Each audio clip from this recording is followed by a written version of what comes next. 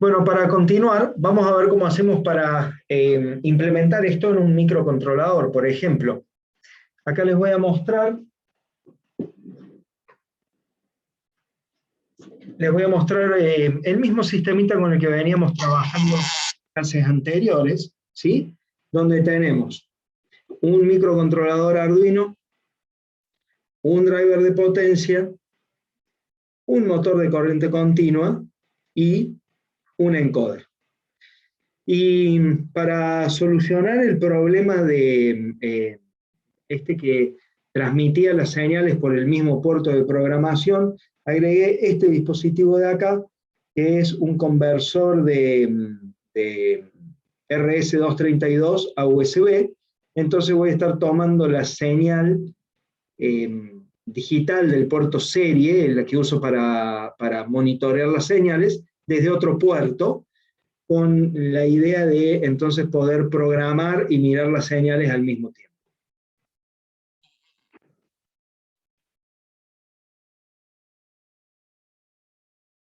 Vamos a ver el código.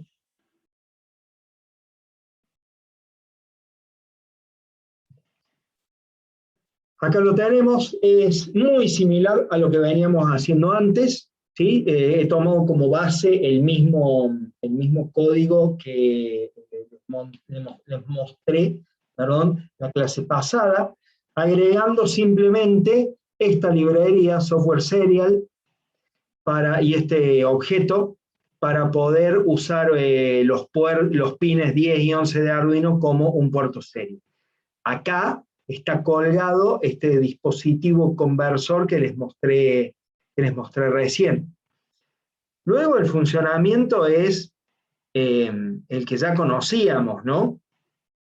Tenemos una clase, señales, donde vamos a almacenar todas las señales de este sistema que nos interesan, en R la referencia, en I la salida, cuando esa salida sea posición, en B la salida cuando la salida sea velocidad. Como nuestra planta es un motor, podemos tener cualquiera de las dos salidas. De hecho, nuestra planta es un motor y el sensor es un encoder. Por lo tanto, podemos medir cualquiera de las dos cosas, posición o velocidad. Así que cualquiera de las dos pueden ser nuestras salidas. Hay otras variables dentro de un motor que también pueden ser salidas. Por ejemplo, el torque, ¿sí? El torque que hace. Entonces, ahí ya estamos teniendo también un concepto muy interesante. Y es que una misma planta, que es este motorcito, puede tener distintas funciones de transferencia según las variables que a nosotros nos interese manipular. El modelo matemático, o sea, las ecuaciones diferenciales que lo modelan, es único. Ahí, este motor tiene un único modelo matemático, pero tiene varias funciones de transferencia. Yo puedo calcular la función de transferencia entre la posición del eje y la tensión de alimentación. O puedo calcular la función de transferencia entre la velocidad del eje y la alimentación. O puedo calcular la función de transferencia entre el torque que hace este motor y la alimentación. 3 funciones de transferencia, un modelo matemático. ¿De qué depende la función de transferencia? Del problema que quiero solucionar. Cierro ese paréntesis. También está la señal de error y la acción de control. Las vamos a inicializar en 0.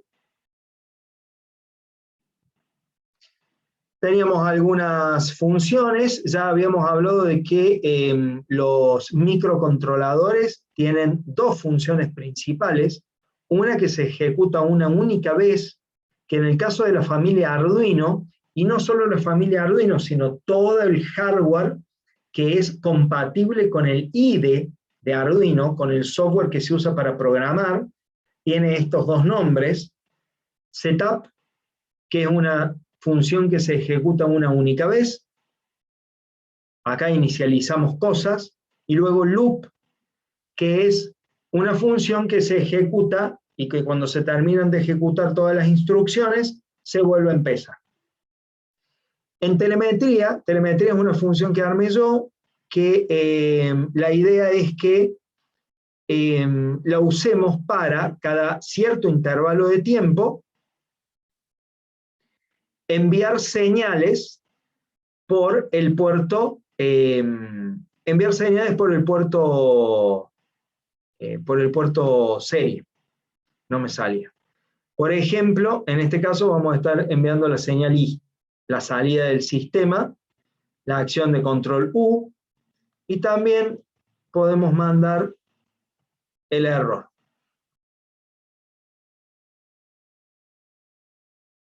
Y acá ocurre algo, acá usamos una técnica, cuando hacemos esto de cada cierto intervalo de tiempo, enviar datos, estamos aplicando una técnica que se conoce como decimación. El sistema, el loop, está trabajando a una velocidad alta. Si yo pongo la transmisión de datos en este loop, voy a generar un montonazo de datos, que tal vez no sean significativos, y no haga falta recibir tal volumen de datos. Entonces, para eso se aplica esta técnica que se llama decimación. Por ejemplo, decimos, cada 10 valores, o cada 10 veces que se ejecuta este loop, enviamos una muestra. Enviamos un conjunto de variables para analizar, o para dibujar, o lo que sea, ¿sí?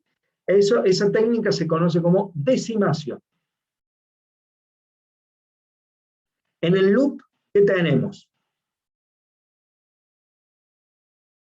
En el loop tenemos la señal de referencia, ¿sí? Acá ajustamos la señal de referencia.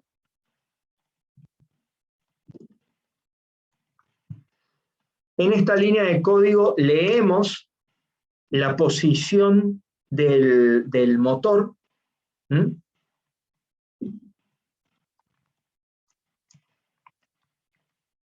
O sea, leemos la salida del sistema, en qué estado está el sistema. Y luego comienzan, alguien rayó la pantalla, ¿eh?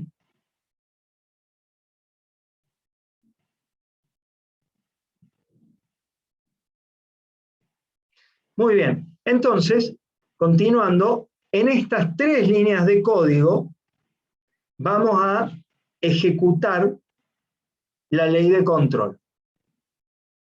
3 líneas de código, sí, 3 líneas de código, es todo lo que se necesita. Acá calculamos la señal de error. ¿Sí? Esto es la señal de error. Aquí definimos el gap, ¿sí? La banda de paso, digamos, ¿sí? ¿Cuál va a ser el máximo error que vamos a tolerar? En este caso, 50 pulsos. Y luego, efectivamente, la ley de control, que la armamos en esta única línea de código, donde decimos, si el valor absoluto del error es mayor que el gap, o sea, estamos por fuera de la banda de paso de error, de la banda de tolerancia del error, calculamos si el error es mayor que el gap, la salida es positiva, más 9 en este caso, y de lo contrario va a ser negativa. Acá también podríamos haber hecho directamente si es mayor que 0. Yo la programé así porque me salió así. Entonces, en esta línea, que son en realidad 2 if anidados, estamos implementando la acción de control. El controlador. Y la acción de control. Y el valor de la acción de control. Fíjense que solo puede tomar 2 valores. Máxima potencia por un lado, máxima potencia por el otro. Y luego, en estas 2 líneas, sacamos este valor de potencia hacia el driver para poder finalmente mover nuestro motor. ¿Está?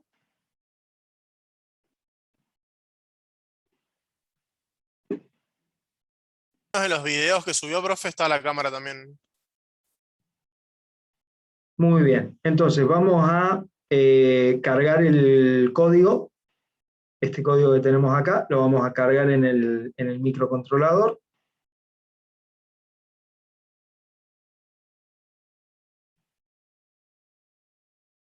Yo el micro ahora lo tengo desenchufada la etapa de potencia, ¿sí? Ahora lo voy a conectar para que ustedes lo vean.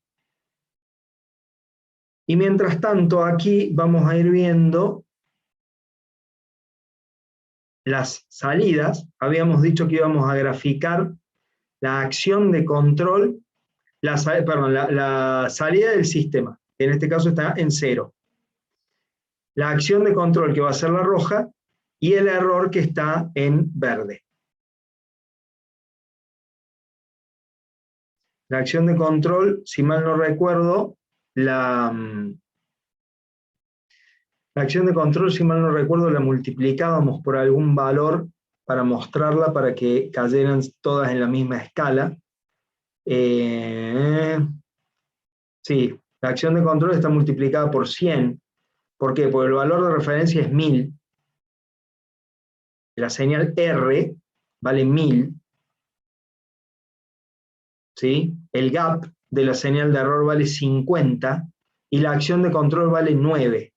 Yo la multiplico por 100 a la acción de control para poder graficarla, para poder verla en el mismo gráfico. Entonces es eso que ven acá. Ahora le voy a dar, vamos a dar inicio a esto, conectando la potencia y vamos a ver qué pasa.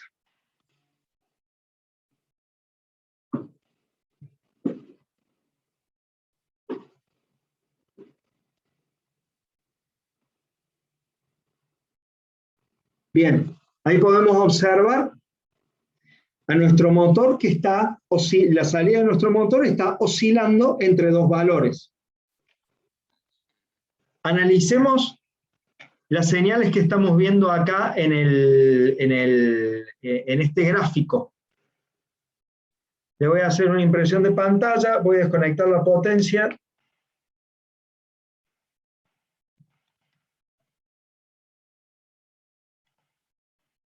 Bien. ¿Qué tenemos acá? Por un lado, en azul, la salida del sistema, oscilando entre dos valores, 1050 y 950. Por otro lado, tenemos el error en rojo, oscilando entre 50 y menos 50. Y por otro lado tenemos la acción de control oscilando entre más 9 y menos 9.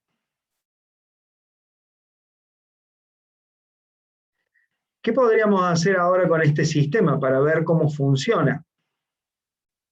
Podríamos, por ejemplo, lo voy a dejar ahí, podríamos aumentar el error, aumentar la tolerancia, aumentar esa banda de paso, digamos, a una barbaridad, ¿no? Pero 500 pulsos.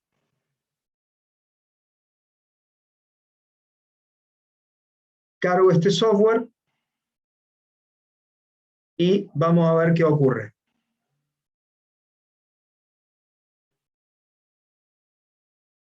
Ahora, ahí se está cargando. Esto que vemos es la anterior, la versión anterior.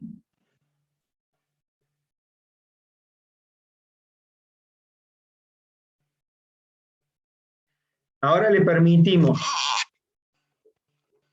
una banda de error más grande, entonces las oscilaciones son también más grandes.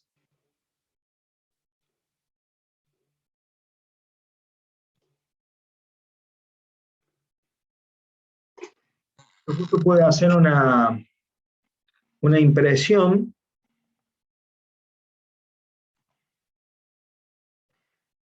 Miren las diferencias.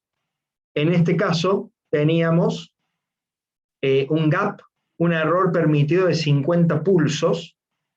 Entonces la salida del sistema oscila poco. 50, 50 para arriba y 50 para abajo. Y en este otro caso, pasamos la amplitud de ese error a 500. Entonces ahora la salida oscila 500 pulsos para arriba y 500 para abajo desde el valor medio que era 1000. Perdemos precisión, pero ahora las oscilaciones son más lentas. Y por supuesto, podemos hacer lo opuesto, que sería tratar de achicar esto tanto como sea posible. Llevémoslo a 5.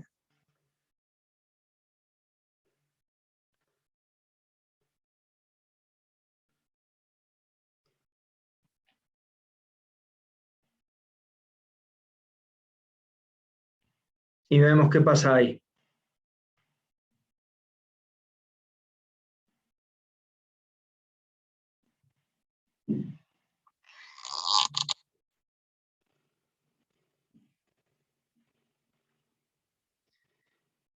Acá, ahora tenemos 5 grados, 5 pulsos, perdón, de amplitud, de gap de error.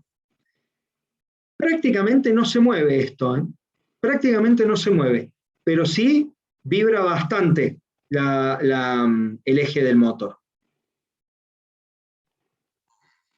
Y bueno, y como pueden ver, eso se representa también en las señales del sistema, ¿no? Acá teníamos 500 pulsos de gap y ahora tenemos 5. Y podríamos llevarlo todavía a un extremo, lo podríamos llevar todavía más lejos y decir, bueno, vamos a tolerar un error de 1 pulso. Y vamos a ver ahí qué pasa.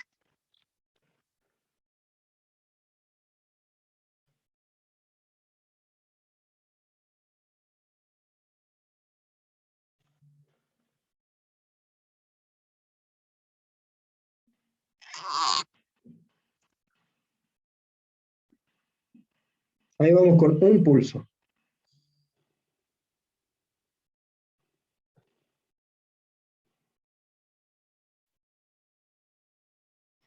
Bueno, ahí se queda vibrando muy rápido, como recién, como en el caso del gap de más o menos 5 pulsos. Vamos a observar a ver si hay alguna diferencia. No creo que la haya. No hay grandes diferencias, ¿sí? Acá teníamos, en este caso, le permitimos al error un gap de 5 pulsos, en este caso uno de 1. ¿Qué pasa? Acá el gap, miren, acá ya las curvas, esta curva deja de ser tan pareja, ¿no? Como era antes. Antes venían siendo como todas muy igualitas. Bueno, acá ya empieza a jugar otros factores dentro del motor, como pueden ser la inercia, por ejemplo, porque la inercia y también esa telemetría que estamos haciendo cada 10 milisegundos puede hacer que no estemos no estemos enganchando siempre los picos de las olas, o que por la inercia del motor y por los componentes mecánicos, a veces nos pasemos de un pulso de error y por eso se mueve un poquito más.